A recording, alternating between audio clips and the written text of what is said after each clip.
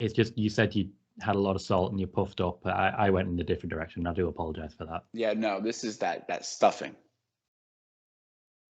The problem is stuffing. Anyway, welcome to Nick and Tom's Intercontinental Adventure on the PWTorch Dailycast and also on my personal YouTube channel if you're a listener over there. My name is Tom Colohue. I'm one of your hosts here, joined as always by Nick Barbati, and we are going to do ourselves a Survivor Series special. We will be going live on Saturday on the PWTorch Dailycast during Survivor Series, more than likely, so there's not much point going into a preview show or anything like that when it will be happening. So we're going to talk about Survivor Series history. We've picked out 5 shows each to highlight, to go in depth, some big moments to talk about that really show the evolving history of Survivor Series. And I really hope you'll share with us some of your favorites as well. Before we jump in, Nick, when I say the words Survivor Series, what does that mean to you as a wrestling fan? Well, it brings to me a lot of memories that I have of Thanksgivings past as a young kid. I was born in 1985, and with Survivor Series starting really relatively around, obviously the late 80s, but around that time, and really kicking off into really being a super meaningful show. I think in the early 90s. I mean, I really attach it to some of the most special memories of my life. And Tom, when we started the prep for today, I would look back at some of these shows, even as briefly as it was. And I think even you saw memories just unlock in my eyes. And that's what wrestling does. You start thinking of like, oh, wow, I remember that show. And I remember when I watched it live, or I remember when I had that VHS and I was rewatching that with some friends. And to me, Survivor Series stands out because it's weird. Of all the shows, it's really the show about family. Because in America, it's attached to Thanksgiving weekend. And, it was initially created as a counterpoint to WCW or NWA's Starrcade. But, it's ironic that years later, this is the one that's still standing. It's seen many different evolutions for sure, but the moments are special. And in many ways, Tom, this is the start of WrestleMania season, which people don't really realize. I think in many years, we've seen the path to WrestleMania start with some very special moments where the seeds were not only just planted, but started to bloom at Survivor Series. You think of the Sting debut in 2014, which then led to his first match at WrestleMania. Those kind of instances have happened throughout the years, and I think it's just a really special day. It's got a good feel to it. I really find it interesting how it means something very different to me than to you, primarily because over here, of course, in the UK, Intercontinental Adventure, we don't celebrate Thanksgiving. Yeah, you ungrateful people. Yeah, sure. Do you really want to go into that? Because I will. We don't have that family feel to it. It just looks like a lot of people thrown together a bit randomly at times. Also, as a guy who wasn't necessarily a WCW fan, the irony of it being started, this family show, as competition is completely lost on me as well. For me, Survivor Series always meant carnage. And now, since we have Hell in a Cell, since we have Elimination Chamber, since we now have, War Games, I feel like that carnage is coming back. I do feel like there are times when we lost it, but I do definitely take your point about the start of WrestleMania. I will, even just in the ones that I'm discussing, talk about 2 big names on SmackDown right now who started their march towards a championship win going into or coming out of WrestleMania at this. So it's definitely a moment to keep an eye on. At the end of Survivor Series who the big names are going to be going into WrestleMania. I'm going to start us off with Survivor Series 1990. Now I'm going way back on this one, way back to a point when I was only 2 years old. Only two. Now, the card is not spectacular for Survivor Series 1990. When you look back, there's actually quite a lot about this show that doesn't stand out, but there are definitely 2 big moments. Now, I've alluded to one in the planning as we discussed it, but the other one is the arrival of the now infamous Gobbledygooker. Do you remember the Gobbledygooker at all? So I do. This is one of the first shows I remember live actually taking place, which is just, as a 5-year-old, I remember the brain of it. And even at 5 thinking, this doesn't look like the rest. This can't be what, so now all these years later, we're able to look back and read about what people were speculating that it was. Could it have been a debuting, Ric Flair? Was it going to be some other big thing? It was not special. It was an egg. But in retrospect, it was an egg, Tom. Yeah. It was an egg that hatched. What did you think? You know, the next coming Roman Reigns wasn't coming out of an egg back then. Apparently Ric Flair was, though. Well, exactly. Can you imagine? It's crazy a world that we used to live in before the days where almost everything now gets spoiled or leaked or anything like that, when the gobbledygooker was kept as a big surprise. But one thing, the other big moment from this Survivor Series that was kept a surprise was the debut of the former Mean Mark Callis, debuting as part of Team $1 Million, The Undertaker. And it is so interesting watching this moment back. I found it so interesting watching so many little nuances that weren't quite fitting yet. The tombstone where his opponent fell sideways at the end of it, he wasn't aimed at the hard cam. The fact that he was managed by Brother Love, which could not possibly make any less sense. Honestly, the only reason I feel this worked is that he wasn't the gobbledygooker in the end. Would you have known the career that he went on as a result of this debut? No, nobody could have predicted that, Tom. But I do think what's interesting about this debut is it does feel special, even with all those intangibles in play. You know, there is something up. It's always been a WWE thing, a WWF thing at that time, which was, you know, you can tell when someone's truly invested in it. And this felt special. It felt instantly memorable. And while he was, you know, a gimmick, you know, you'd think back, he was an Undertaker. I mean, it seems really bizarre. In many ways, this was era changing. You know, it felt different. It felt edgier. It felt, you know, yes, in its cartoon element, it felt, you know, something of the time, but still the tone of the Undertaker was really, it was a page shift. You know, it was something that was very different about 1990 than 1989 in terms of how WWF looked at that time. And Undertaker was a big part of that. I think a big part of Undertaker's mythology is attached to Survivor Series and his debut here. And the fact that it went so well. You know, you can't remember every single wrestler's debut over the years. Some are memorable, some are not. But this one, you instantly attach Undertaker to Survivor Series, which I think is what makes this show really, really special. Many people do forget the brother love of it all. But even that it's an interesting footnote that makes the show very, very memorable on that end. Very, very true. I'm going to pass it over to you now, because I believe you're next up with one of yours. Well, before you do that, Tom, I just want to say real quick about 1990. What I liked about 1990, that was the show with the Ultimate Survivor match at the end, right? Where all the different winners from the various Survivor Series matches came together. And I quite liked that. I really did. Do I think we'll ever see it again? Absolutely not. It would be making its grand return after like 40 years. But I thought that was interesting, gave the show a little bit of meaning at a time when the Survivor Series didn't always, you know, it had clear elements of the shows that felt just fluffy. It felt like the team mentality of they leaned in heavily to the team element and could get, you know, pretty non-consequential at times. But I'm going to talk about a show that did have consequences, and it was my first favorite Survivor Series, which was 1991. Now, let me tell you about 1991. This Survivor Series. The night of this Survivor Series, I believe it was the night before Thanksgiving this year. And I remember we stayed over my grandfather's house. He lived in Old Bridge, New Jersey, old grumpy Orlando Barbati. And we all slept on the floor and watched this show. I feel like if I close my eyes, it was just yesterday that we were all there.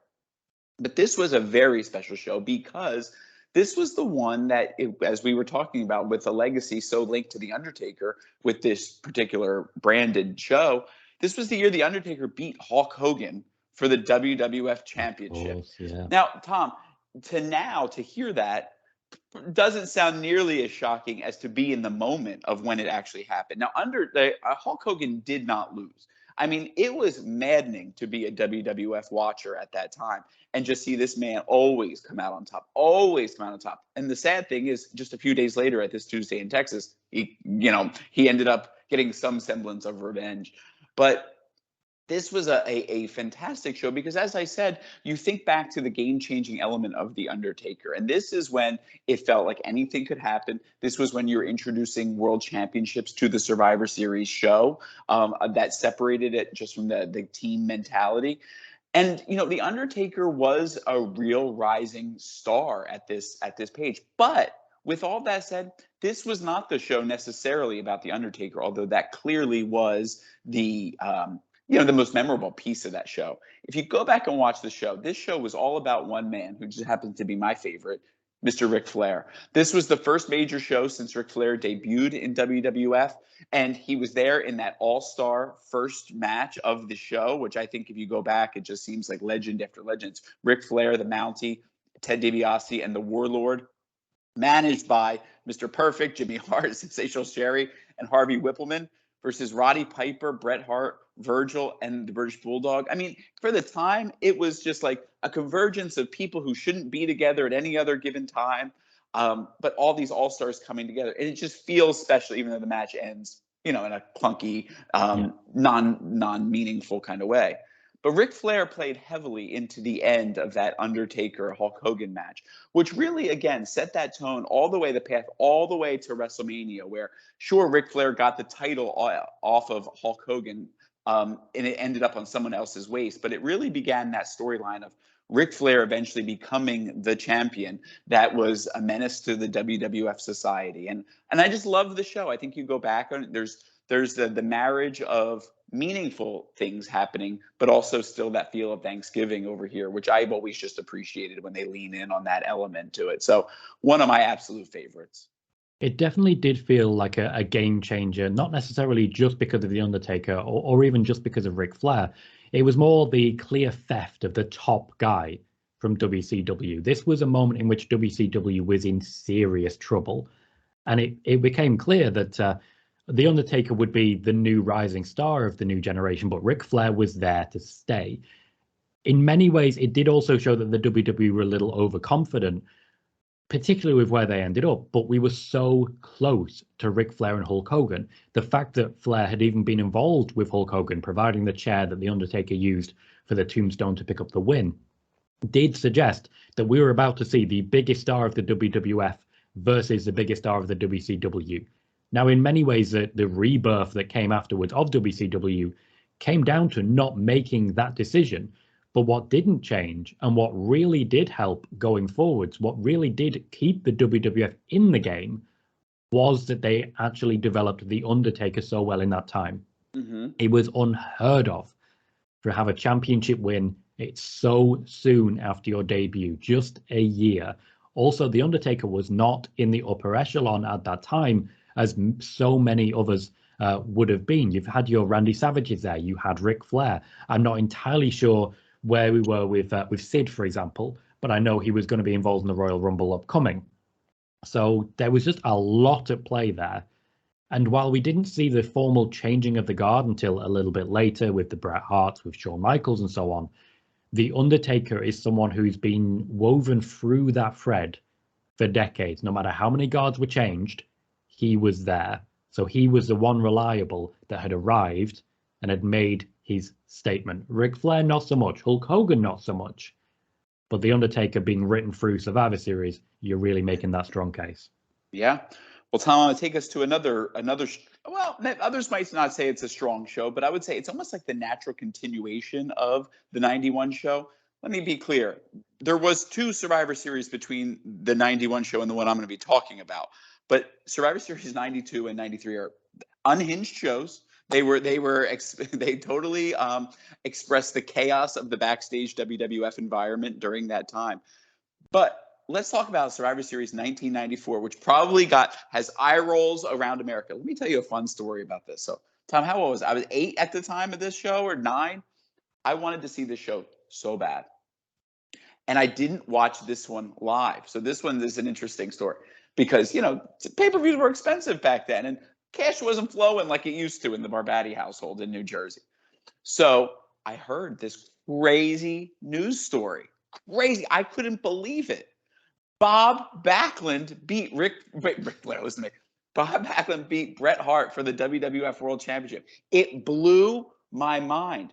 Now, as a young kid, I don't talk about it that much on the show. I was a rabid Owen Hart fan. I was the little brother in my family. My brother was the star baseball player. I was the chubby kid with a bowl cut who played with his wrestling figures in the corner. So I got that storyline. I was there.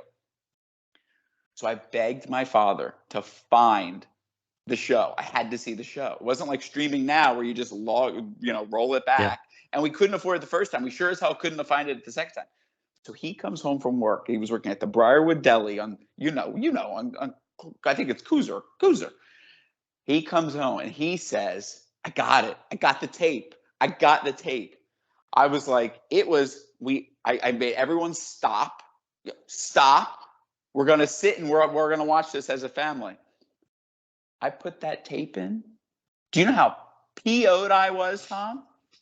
It was Halloween Havoc from like 3 weeks prior. I was like, what is this nonsense? I didn't even watch WCW. All I knew was I remember putting it on, and the guy he borrowed it from was like, yeah, this is the show he wants. Puts it on. You know what? I put it on at the exact moment where Hulk Hogan had just ripped off Sherry Martel's dress, and she's standing there in a negligee. So we know what the guy we borrowed it was watching that movie. For. But Oh, yeah, listen, Tom, you ask, I tell you, you don't believe me. So then I put on, I don't even know. Somehow, I think we actually bought the replay because I was just begging them so much. And the replay we did watch. Now, I love 94 because it does a couple things. I'm a sucker for when they lean into where they are. And this was a San Antonio show. And everybody had the cowboy hats. They had Chuck Norris there. I didn't care about Chuck Norris. But, it was very cowboy themed. But it was a fun show. There's shows of that time which, if you're looking for great wrestling, you're not going to find it. But as a young kid, sometimes those are super memorable shows. I even think of a SummerSlam '95 when Diesel took on King Mabel, and it's just a fun show to go back and watch, just because things were moving fast and there was quirky characters that are just enjoyable to go back and rewatch. This show had the big match between Bret Hart and Bob Backlund, which was the middle of the show, where Bob Backlund, after a very long, plotting match in retrospect, won the championship. But it was all about that moment when Owen Hart convinced his mother to throw the towel in, which called back to the previous time when Bob Backlund had lost the championship to the Iron Sheik when Arnie Skolin threw the towel in against him.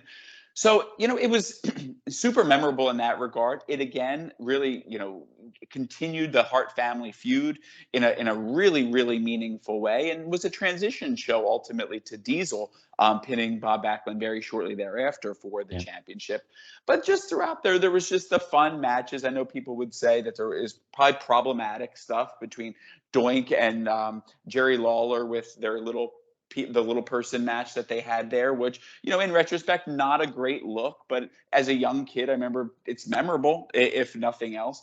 There was the big match at the end with the Undertaker again against Yokozuna. This was the Undertaker getting revenge against Yokozuna, basically, killing him back in January. But I think ultimately for me, it was a show of its time, which had a very memorable moment and just some fun aspects throughout. And for me, that suited me just fine.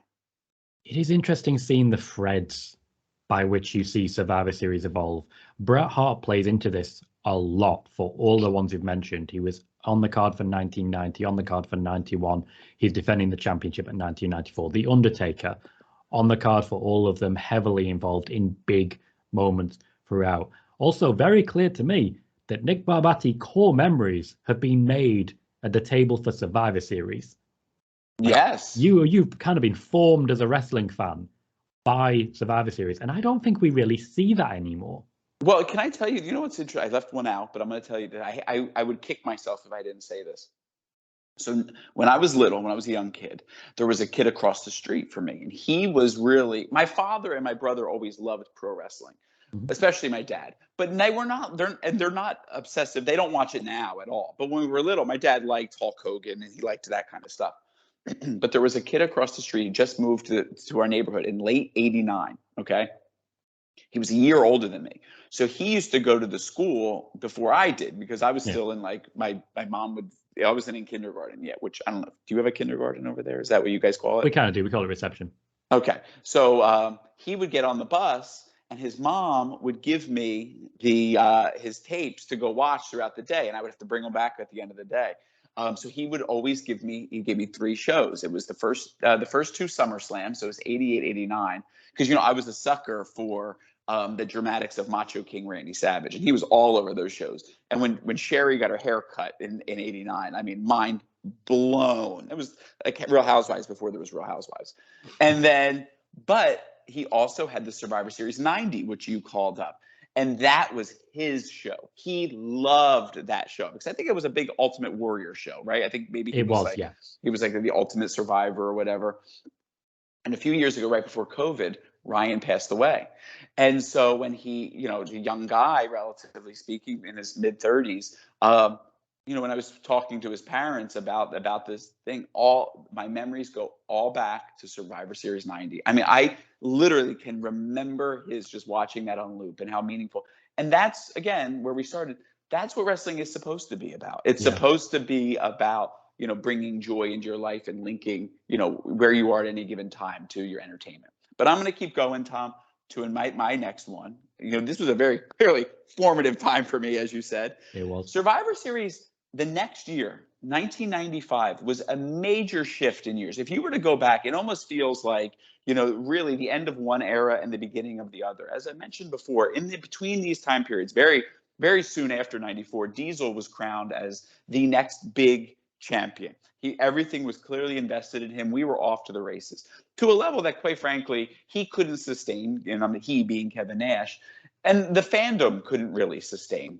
Yeah. By the time we got to '95, I would argue Survivor Series '95, namely the match between Bret Hart and Diesel, was the real start of the Attitude Era. Even though we had about 2 more years left of the heavy cartoon occupational gimmicks, I still believe that '95, that war between Bret Hart and Diesel was special. It stands out as really being the start of a series of really excellent Shawn Michaels main events, if you can follow me there. I mean, it opened the door for him to really be the lead guy and the success with their style of matches. It was one of the, if not the earliest table spot in which Bret Hart was power bombed through the table by Diesel, where when you watch that on the replays on Monday Night Raw, you're like, I have to see this show. But there was also I just felt like it was a really attitude style card throughout. But that match is definitely one to go back and watch. It clearly reshifted the Diesel character moving forward and allowed him to become a heel for the remainder of his run. There were other matches. There was a women's match that just felt like very different from anything that you'd seen.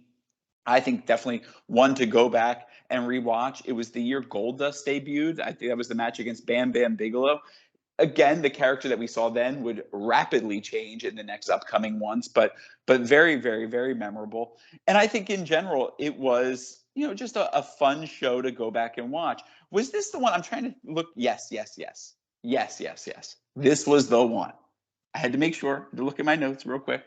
My notes being the wicked, This was the wild card match, Tom. Do you remember this one? I do not. So this was the year, and I loved this concept, and I don't understand why they never brought it back. But I remember, again, being a kid going like, whoa. So they were picking like teams at random, like wild card style. This was like during the Gorilla Monsoon era when he was like the president. So he would like make these like real fan friendly and like really like out of the box ideas. So he put together teams that all had intermixed like heels and faces to go up against each other. Now, they didn't go the next step further and actually make them have any form of meaning attached to it. But still, the idea of Shawn Michaels, Ahmed Johnson teaming with the British Bulldog and Psycho Sid after Shawn had just been feuding with Psycho Sid was crazy. And then on the other side, you had Yokozuna and Owen Hart teaming with Razor Ramon, who was like a blood feud of theirs, and Dean Douglas. So it was kind of crazy. I would like to see them reintroduce that in some meaningful way that actually closed the loops of like, why would they be doing this and why would they have to team with them? But if there was like a contendership at the end of it, that would work just fine. But again, super fun show to go back and rewatch. Definitely interesting and meaningful, all things considered. This is definitely one of those shows where you can see the WrestleMania coming, like in a big way. Mm-hmm. Shawn Michaels obviously showed up and showed out for this one. I do remember this was around the time that WCW was spoiling the results from Monday Night Raw and were on the way to their ascendancy, as they would do for several years after this. But Bret Hart at the top was always reliable, and passing the championship on to him was a very good thing. I've really enjoyed watching certain Bret Hart matches, and Bret Hart versus Diesel is definitely one of them. easily for me the best work that Kevin Nash ever did and would ever do again. The table spot really stood out at the time. We're at a period where I wasn't watching live. I started watching in 1998, and then I started going back. The Undertaker stands out, but you got to remember, when it comes to the actual just in the ring wrestling, that's not really my thing, with the exception of Bret Hart. Bret Hart made it an art form. Bret versus Owen, WrestleMania 10.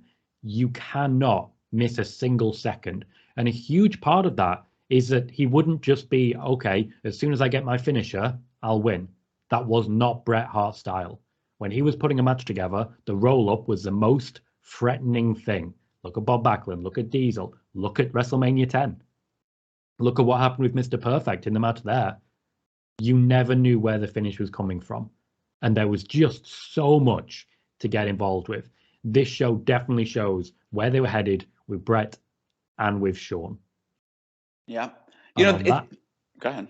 No, you go ahead. Well, real quick, I'm just going to say this. And there's a direct link between this show and the next one, which we're not going to really spend much time talking about. But again, this was a time where eras kind of converged. And this was a page. There was a very close link to 95 and 96, which is also a great show, which, probably the best match Sid has ever had was against Shawn Michaels. But this was that transition period, again, where you had the Bret Hart, Kevin Nash, Shawn Michaels. That whole era was converging. And you can't forget that also at 96 was the year that Rocky Maivia debuted. So again, another big debut. So go ahead, Tom. Now I'll send it to your path. I'm glad you mentioned that in 96. I was maybe saving that to mention a bit later, but you've got that in at the right time for it. I talked about the fact that we were booking towards WrestleMania. It was the time of Bret Hart being the reliable guy on top. The guard had formally changed. No Savage, no Hogan. They had moved on. And before you knew it, so many others would be moving on as well. It was the era of Bret Hart and Shawn Michaels, so it's only right that we now move on to 1997. The Attitude Era was in play. Vince McMahon was about to become Mr. McMahon. On this card, we had so many names that I remember growing up. The New Age Outlaws were on this card. We had a full Team Canada involving the British Bulldog and Jim Neidhart. We had Kane versus Mankind. Ken Shamrock was in action. Steve Austin and Owen Hart were in action. These are the things that really stick out for me, because this is the era when I was watching. I started in 98. I came back to watch quite a lot of 97. And because it was close to where I was much more invested in these shows than I was in, say, 92, 93. Ric Flair basically didn't mean anything to me because I hadn't seen him for years, and he turned up on maybe 2 shows that I watched and then vanished. But these were the people I recognized. These were the people I remembered, with the exception of Bret Hart, because I started going back in the wrong direction. I fell in love with Bret Hart after this, but this was his last match in the WWF for a long time, certainly his last match in WWF. He did feature and was a US champion around 2010. Crazy times. But this was the Montreal screw job. It is impossible to talk about Survivor Series, I feel, without mentioning that huge defining moment. And right at the beginning, you said this is around Thanksgiving time. You would sit down with your family and you would watch these shows. This surely was not the show to do what they actually ended up doing. But we are where we are. It very much happened, and it's a huge part of wrestling history. The guard has already been full on change. And not only that, you talk about the WrestleMania that was coming right before the Montreal Screwjob took place. Stone Cold Steve Austin was beating Owen Hart en route to WrestleMania himself. I don't just see people that I recognize. I see people that would be the core of wrestling for years to come, and also the Truth Commission. Like, they were on the card, just like they did not become a core for years to come. But there are so many people there who just massively impacted me growing up and watching. Massively impacted that. Do you have any memories to share of 97, or do you just want to lament about the screw job? Well, let me say this. It's interesting that as we're talking about this, it's becoming clear to me that you could probably just watch, if nothing else, Survivor Series 94 through 99. 99? We'll say 98. Let's say 98. And not watch anything else, and you could understand it. It would be a serial. It would be a series of a movie, yes. Because there is such a thread of connection.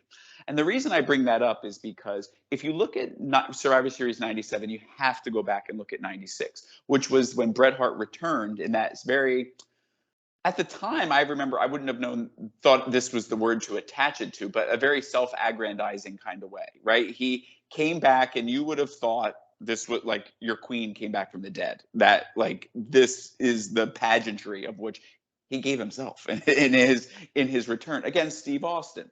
Mhm. But that was the tone that Bret Hart carried with him, and it clearly wasn't just that he carried it, on camera, which then eventually evolved into a heel character version of his character, but then also clearly something backstage where there was a resentment that had been a brewing. Survivor Series 97 is interesting because, again, totally emblematic of the actual time that we were in. It felt like we were building towards something very, very special in the Bret Hart versus Shawn Michaels match. At that time, it's kind of hard not to go back, and it's kind of hard if you weren't there to go back and really understand. Like, that was the match, Tom. It was Austin versus Rock before that. And in many ways, I would even argue, and you've heard me argue this before, it was bigger than Austin versus The Rock. Wrestling just wasn't as popular. That there was just a big difference in the times. But Austin versus The Rock would never really felt so special. Either felt before its time, or after its time. But memories don't exactly align with that in others.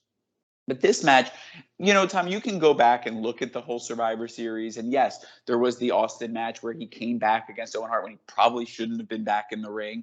That was memorable. But it's hard to really remember anything else of the time other than that Screwjob match. There were the factions and the warfare that took place. Remember the gang rules imagery of that. But coming out of that show, even if you didn't know what had just happened, you knew something major had just happened. And it is a major shift. If you look at that Survivor Series, and I think the next In Your House, which was the D-Generation X show that December, a major difference, I think, in attitude and overall presentation. I think it's hard when you think of what is the memorable Survivor Series moment over the years. You can talk about your Undertakers. You can talk about, whether his debut, when he won the title. You can talk about the Rocky Maivia debut. It ultimately comes back to this, though. It will always come back to this. This is the fascinating match, the fascinating moment of Survivor Series. And it was really the moment, I think, for the next few years that really made WWF have a commitment to making Survivor Series the special show, because they were obsessed with it. They were obsessed with the ending. And in many ways, up until a few years ago, have always been. So, is there a great match on the show? No. Is there really anything to go back and rewatch? No, because the most interesting thing about what happened in Montreal is the documentaries that followed it. But still, for historical sake, something everybody who's a wrestling fan should watch, because it tells you not only everything you need to know about the on-screen time of 97, tells you even more about the backstage time period. It really does. I do.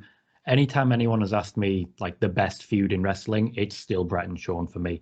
It's not so much that it felt real, it's that we all knew it was real. Like that's the thing. I did not live through, well, I did live through this time, but I was not watching at this time. So I just saw great matches. WrestleMania 12's main event, the Iron Man match, is still my favorite WrestleMania match, and probably my favorite wrestling match of all time because of how it was laid out. I'm a sucker for a Bret Hart match, and Shawn Michaels was just a natural antithesis. But as much as anything, a lot is said about, obviously, Vince McMahon did not trust Bret Hart. I think this match is also a perfect example of Vince McMahon not trusting Shawn Michaels either. It is baffling that the entire character of the Rattlesnake being this untrustworthy person, but he was undoubtedly the only one in that entire locker room at that time that Vince McMahon fully had faith in. And it is really interesting watching that particular change of the guard. I'm going to move on to 1998 now, the Deadly Game Tournament, the very first Survivor Series that I watched live, and easily my favorite Survivor Series of all time. This is truly a ridiculous card. There are 18 matches on this event, 4 of which admittedly are pre-show matches, but still 18 matches. A full tournament of 16 people took place during this event. Some of the matches were only 30 seconds long. The Rock beat the Big Boss Man in just 3 seconds. And the story that was being told linked so heavily into the Montreal Screwjob as well. We were very clearly being positioned to believe that Mankind was the chosen one, And then right at the end, with the sharpshooter locked in and no sign of Bret Hart or Shawn Michaels, if 1997 was the precipice on which the WWE now was so close to failing itself, this was the moment at which that was all wiped away. This was that moment of justification for Vince McMahon in his choices. When The Rock took that championship 2 years after debuting, you knew he would carry it and be one of the, as he says himself, the most electrifying men in sports entertainment. People loved this guy, and then people hated this guy, and then people loved this guy all over again. Meanwhile, you've got Stone Cold Steve Austin getting screwed, just like Hulk Hogan at WrestleMania 4. He knew what he had, and he knew he had very few stars. He had to make more, and he had The Rock. This entire tournament was based on the birth of top-level stars that he desperately needed, and it was a hell of a lot of fun for me. Yeah, I mean, listen, it is an uber memorable show. You know, it's funny, Tom. I can remember going back, again, this all goes back to that time period, being in the backseat of my parents' car, going up to my grandparents' house and thinking, you know, leading up to that show, for whatever reason, I don't even know how where that fell in the month, or I think at this point we were off of the Thanksgiving thing. But going up there going, I think that the Rock is going to win this tournament. Now, here's why. People in memory will say it was a surprise that he won the championship. Not true. The surprise was that he turned heel at the end. That was the real surprise. The Rock at the time, though, was just like on the cusp of being like really special. And, you know, there's moments in time, Tom, where it's like that someone is getting so hot that you have to pull the trigger, because if you don't, it automatically defines them down. I mean, we've talked in the past about when Chris Jericho, like, quote unquote, won the championship that one night and then didn't. They restricted the title of him, and how things were never really the same after that. This was a moment where I can remember the Raws leading up to this Survivor Series going like, this is the next big thing. And he was, quite frankly, more exciting and more interesting at that time than I thought Steve Austin was. He was a great counterpoint. And I'm not saying he necessarily was, but as a fan, he was a good alternative to, if you weren't a Steve Austin guy, you could be a Rock guy. And who knew that they were going to both become the greats of that era? Well, this was I think one of the things people will say about this show, and I could get behind, is, you know, there's a narrative throughout this show. Sure, it was a 16-man tournament, but it all led somewhere. It was expertly booked. Shane McMahon was, you know, an iconic force of this show. You know, Big Boss Man for 3 seconds. Again, that's super memorable. If you were to name the top 5 things you remember about this show, that's going to be on there. You brought it up. Listen, look at that. And that would have been, quite frankly, my top 2. Mick Foley, again, the backbone of the growth of The Rock, and really an underrepresented member of the whole Attitude Era, even though he is represented as one of the core people. Still, like, really his ability to elevate people that was here. Didn't love the ending with the, you know, the Montreal thing. I mean, this was already, even only a year later, you know, eye rolling in that this was, you know, there was other ways to do it. But, you know, as being the real proper start of the Rock that we've come to know, it's a very important show. And it's also amazing, again, when you look at the thread of connection. If you were to go back 2 years to the debut of Rocky Maivia, no one could ever predict that this is where he would be 2 years later. And it's a real story of the Survivor Series brand. Yeah, The Rock's another one of those, like we had The Undertaker, like Bret Hart before, who his history was written by Survivor Series, and there are so many great examples of it. CM Punk, for example, his first match in the WWE was part of a Survivor Series team alongside Triple H, Shawn Michaels, and I believe the Hardy Boys. Wait, but no, you're talking about like on the main roster, not from the ECW brand. Yes, I'm talking about the main roster. Right, but stick with The Rock for a second, Tom. Can't forget, even now that we're in this thing, like I'm feeling like I'm one of those memes where you see like the additions over someone's head and, you know, all that stuff. You know, The Rock's in-ring return happened at Survivor Series when he teamed up with John Cena against the Awesome Truth. So he's really his lineage to Survivor Series is super significant. Well, there's been constant rumors about if The Rock is returning to face Roman Reigns, it'll be at Survivor Series because it is interlaced with him so much. Of course, mentioning Roman Reigns there, The Shield debuted at Survivor Series. The fact that it's the build to WrestleMania, it's the ideal time to bring people in. One last thing I want to touch on for 98 before I hand back to you, though. I watched 98 before I watched 97 because I started watching in 1998. I had no idea what the hell that finish was. I had no idea it was a reference to anything. I was baffled. Absolutely confused. It wasn't until the following Raw I actually had any idea what was going on at all. But I will hand it over to you to take us from here. Right. So I'm going to be talking about one of my favorite shows ever to watch as a wrestling fan. And it's of a year that I think is one of the crappiest shows in wrestling, period. And it is 2002. So yes, we skipped ahead quite a few years because quite honestly, I don't think there's a whole lot of greatness from 99 through 2001. 2001 we know is the year when the whole Alliance storyline imploded.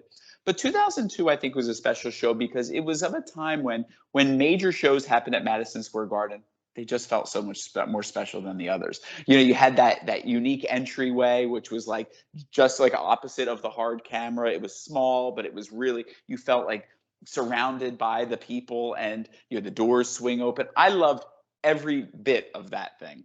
This was also the year, it was the debut of the Elimination Chamber, which, full disclosure, actually is not one of my favorite gimmick matches at all. I don't think this is a great iteration of it either. But again, it felt special because, as we're going to have this year at War Games being part of Survivor Series, when you add something different in that still marries to the original Survivor Series mentality, it's hard not to love that. It's hard not to love that there is that thread of connection. What I really loved about this show is the undercard. Really, really strong matches. Even Billy Kidman versus Jamie Noble, one of my all-time favorite WWE cruiserweight matches that we had. We had the great elimination tables match between the Dudley Boys and Jeff Hardy against the 3-Minute Warning and Rico team, although there was like a botch in the middle of that match. Really good. I loved Victoria versus Trish Stratus. They had the street fight that was there. Again, a little bit of a botched ending. But again, it felt very New York. It felt very post-ECW era, where there was the clear influence of Paul Heyman on this. And speaking of influence of Paul Heyman and the Survivor Series heel turns and screw jobs, you had Paul Heyman screwing Brock Lesnar out of the championship I would say, to the behest of Big Show, which again, for the time, you might have disagreed with the decision, but you knew it was a big deal because that was the first loss of Brock Lesnar in WWF. You just go down the line. Guerrero's versus Angle and Benoit and Ray and what's his face, Edge. Another great match in the lineage of that. Although, it should have ended at the first fall. The second fall wasn't so great. And then Shawn Michaels in his second match back wins the championship with that little Dutch boy haircut, which I kind of liked. People make fun of the brown pants. I kind of like that too. It all worked for me. It was a fun show. And just one, if I was going to throw on to rewatch, that would be in probably my top 10. Not my top 10 favorite shows or best shows ever, but super rewatchable. I remember when I started watching wrestling again in 2014, this was one that I watched back and absolutely loved.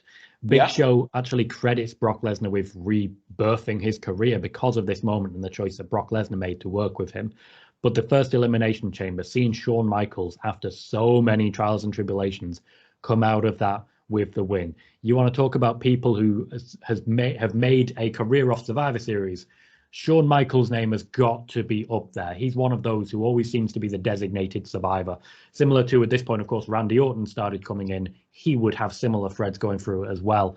But even just mentioning a SmackDown 6 there, it brought back a lot of memories of that exact match, which I had forgotten I had. Yeah. And yet here I am thinking about the Guerreros just jumping off the apron like, no, don't tag us in. We don't want to be involved. We'll do the second fall. You stay there. And how well that worked for them. It does sound like a fantastic card. And honestly, I might rewatch it just based on that reminder. Well, don't also forget, it's Survivor Series. One of the things about it over the years is clearly about debuts. And that's the story of that show, I think, was supposed to be the debut of Big Papa Pump, Scott Steiner, coming back in that night. Now, you would have thought we were going to be receiving a next level main eventer that was going to be really someone we would talk about for years. He didn't even make it to having a match at that year's WrestleMania. But his debut, where he came in, sirens blaring, New York crowd hungry, and cussing up a storm on the mic, and throwing Matt Hardy. I think he stumbled a little on the throw, Tom. And Christopher Nowinski, who were the heels of that era, the Baron Corbins of that time. It was a good debut, really good debut, actually. So, well done, 2002. It's just a shame of everything that followed for Scott Steiner. So you've just mentioned about skipping a few years ahead, and now I have to skip a lot of years ahead. Now, don't get me wrong, there were some good moments in this period, but not enough for me to include it in my top 5, and I don't believe enough for you to include it in yours, Nick. No. A special shout out does have to be mentioned for 2014, which just missed the cut. But I am flying forwards 14 years to 2016. Whoa. This was the moment at which we had Raw versus SmackDown. And it's not just that, but there's some pretty memorable moments on this card. Now, admittedly, the Raw versus SmackDown format wasn't perfect. We had matches like The Miz versus Sami Zayn, which were good exhibition matches, but didn't have any actual heat behind them. We also saw a 10-on-10 5 tag team elimination match, which was chaos, and I believe started with an immediate elimination of the Usos and the New Day, just to try and thin the herd there. But this was really all about the final 2 matches. The almost hour-long match between both men's teams, in which Shane McMahon was speared out of a coast-to-coast and completely lost his faculties because of it. James Ellsworth hanging on to Braun Strowman's ankles to try and keep him out of the ring. Seth Rollins with dry hair. Absolute chaos. And of course, Bray Wyatt, who was able to defeat Roman Reigns. Shortly afterwards, he'd win the WWE Championship in the Elimination Chamber and go on to WrestleMania as the WWE Champion. Both main championships were formed by this moment. That was the Bray Wyatt one. The main event was a match that I'm sure if you've seen it, you'll remember. Brock Lesnar versus Goldberg. 2 spears, 1 jackhammer, 1, 2, 3. Do you remember your reaction to that moment? I remember thinking, I'm happy for everybody involved in this. I thought that it was such an important moment. Tom, I have to be frank with you. Nothing about the card leading up to that moment is memorable to me. As you mentioned, for years, Survivor Series had lost its identity of being anything special. There were even reports, I think, the year when DX had that triple threat match against John Cena, that it was a dead brand, and it was something that just really was not important. This was the match, though, that I actually think got Survivor Series back on the right path. Agreed. I remember just the build, and it felt like the best of what people get excited about with UFC. And sure, there was Brock Lesnar in there, but it's that anything could happen. You don't have to have a amazing 20-minute match with intense choreography for it to be considered a success. And when this happened, I mean, you had the crowd there. It was really the start of that new era of WWE main events, where it was like boom, big move, big move, big move, end. Before all that was even established, to have this be so shocking and be so impactful, and really have Brock Lesnar, who had been really so protected for years at this point, to be out on the other side of that loss. It mattered. It mattered a lot. And it in many ways should have been the last match of Goldberg's career if he really wanted to go out as, this gladiator, because it felt like you were in the Roman Coliseum, which is this match. And again, a mark of a really successful match is, can you create atmosphere? And this created atmosphere. Everything about it, from I particularly remember the end when Goldberg stood on the turnbuckle and you had the rotating camera that did almost like a U formation around him. It was like you were watching a video game come to life. And this was really what this match was based off of, was the Goldberg video game appearance. So I think it was tremendous. Everything about this really, really worked. And again, I was happy that they had gotten the brand back on track. They got the Goldberg character back on track. It rewrote that entire unsuccessful first run of his in WWE. And in many ways, further cemented Brock Lesnar as a real legend who's part of legendary moments. Now, what I mean by that is, listen, I've always been one that, get the hate tweets ready. I loved that Brock Lesnar was the one that ended the Undertaker streak. I think to this day, he was still the right person to do it, and it was the right match to do it. The match itself didn't turn out so well, but that people will say, oh, he didn't get anything out of the streak. Untrue. Blatantly untrue. That streak win got him entirely back on track. That then set the course for 10 years of WWE main events. So, rewrite it all you want. The God's honest truth. But this was important. And again, almost like, if you want to look at it, it's like fitting that Survivor Series was the place that the man who ended the streak got his ass handed to him. Mm-hmm. Because in honor of The Undertaker, Goldberg took him down. It was a good story. Really, really good story.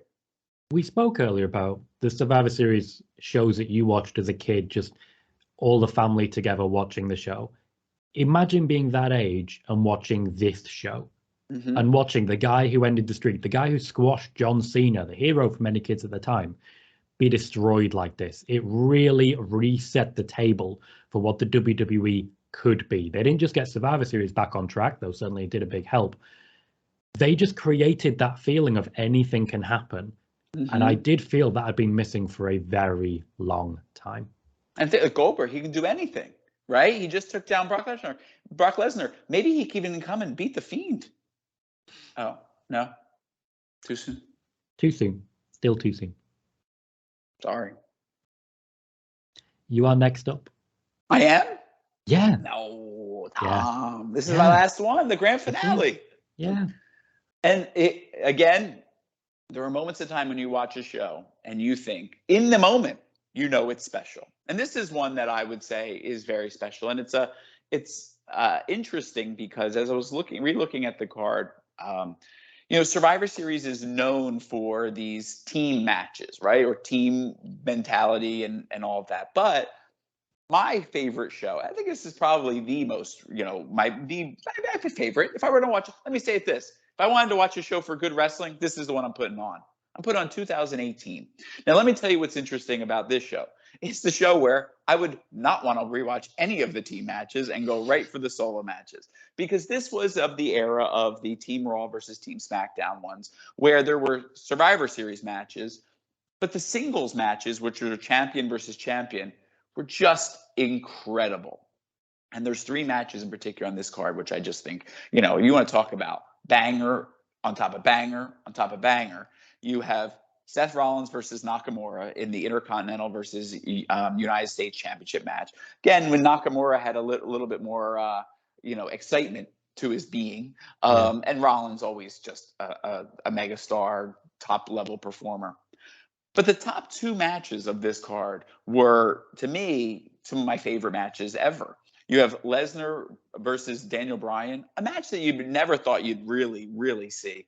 But I've always loved the Brock Lesnar versus the undersized guy matches. I think that, you look at the Brock Lesnar versus AJ Styles Survivor Series as a tremendous example of this. But I liked this more. I'm a much more of a Daniel Bryan guy than I am anybody else. And watching him in there with Brock Lesnar, again, when you have those moments where you say, I'm actually happy for everybody involved. I'm happy this match is taking place, because under any other circumstance, they might not be booked against each other. This might not be a feud that Vince McMahon would have put together. But because Survivor Series exists, we're able to see this magical match. Loved that.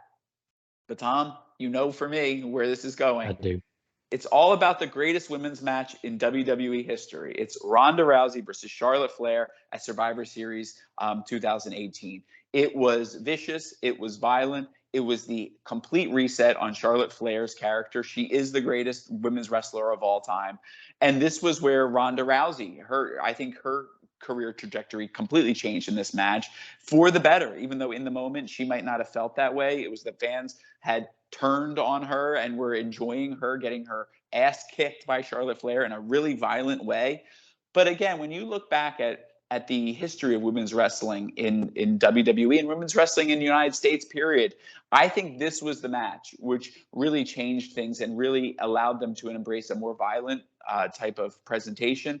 And I think it was much more intense than anything we'd ever seen. And this was the moment where the women really became the main event. When you look at historical moments in time, you're going to look at WrestleMania 35 as the first year that the women main evented an actual WrestleMania show, especially a one-night WrestleMania show.